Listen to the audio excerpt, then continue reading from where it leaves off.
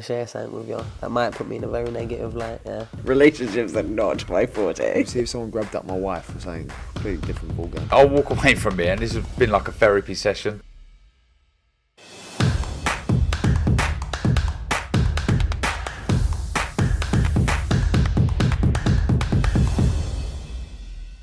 Oscar Bevis, IFL TV, proudly sponsored by Everlast. It's fight week. Maisey-Rose Courtney joins me on her first professional fight week. Thanks for giving me some of your time. How are we? I'm doing good. How are you? Good, thanks. I'm good. Looking forward to a big week in the capital. What's the lead up to this week been like? Because I suppose with a debut around the corner, it brings loads of different emotions, nerves, excitement, and everything like that. How have you felt kind of over the last couple of weeks knowing that this is here? Well, I'll be lying to say I weren't nervous. I'm a little bit, but I'm confident. Do you know what I mean? I've been doing this for years. I've been doing this forever. So I'm just ready to get in there and start eating some people. It's a simple game, isn't it? Get in there and start eating some people.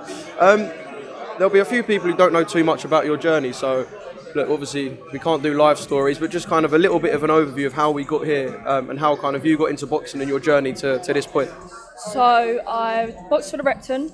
I won 6 national titles, 10 finals, boxed for England. I boxed out of the Matchroom Elite Gym with Kevin and Tony Sims, and that's it. Now I'm here. So nothing fancy. Yeah, I'll say there would have been a lot of people who perhaps would have seen you on Instagram around some of the guys at the Matchroom Gym. It must be brilliant training now. I know it's always like a tight-knit family. Every time I go in there, the gym's always bubbling.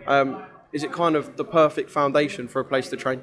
Yeah, it's wicked. You can't. I couldn't have painted it better myself. Do you know what I mean? Like being the first woman to box out of the Matchroom Elite Gym as well. It's crazy. Do you know what I mean? I'm very lucky. And I know you would have got no different treatment at all. No. No. Even worse, if anything. You've been sparring with some of the boys in there. You must have known. Yeah, I've done a few rounds. I ain't gonna say low names, but I beat them up a bit. Do you know what I mean? One hand behind the back, the lot. Don't surprise me at all. You're working with Kev as well. I know obviously Kev's got a lot of fighters, a lot of young fighters as well. With the gym, like we just mentioned, and the boxing brain of Kev behind you, how brilliant is it working with him? It's wicked. It's just perfect. We just gel together, work well together, and world champions soon come. No messing about, world champion. Kev, can I bring you in, please? He's not the tallest, so I won't have to move the tripod too much. Did she? She did as well, she did. Kev, just tell us a little bit about Maisie. Obviously, you've been around boxing all your life. You kind of would have an eye for talent. Why is Maisie someone that's going to succeed in this program? Just because she's hard working, she listens very well, she sticks at it, she keeps working on the hard things. It's in this game when you're learning, it takes time, things take time, you've got to be patient, and she's very patient. She works on the things she's bad at, works on the things she's good at. And she's just a very hard working young lady, and I expect a lot from her. Why is this the right time?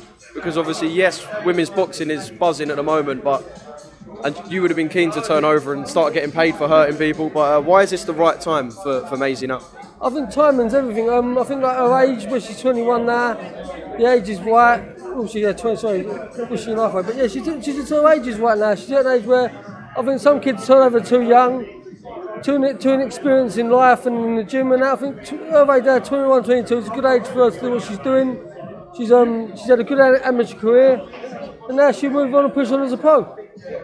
Obviously, the female pool isn't as deep as the male pool, so when you talk about world champion, there is possibility. We've seen it in the women's game, world champions in 18 months, in 2 years. I know, you don't want to put too much pressure on yourself, but is that kind of the mindset you have to go in with in the female game? It's got to be world champion and nothing less.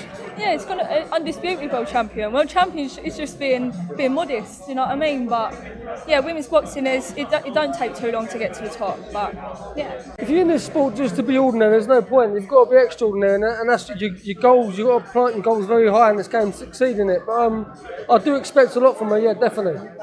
One thing I do want to say is I'm going to try and dub the picture over the top. You and Katie done a Gymshark shoot together, and now you're fighting on the undercard of, well, if not the greatest female fighter that the sport's seen. How amazing is that for you? Yeah, it's mad. Literally, I think I'd done that shoot maybe like a year ago, or something like that. I remember in my head I had like thoughts about turning over and doing all having my sighting her up, don't do that. But yeah, and then now I'm here, a year and a bit later, and I'm like debuting on an undercard. It's crazy.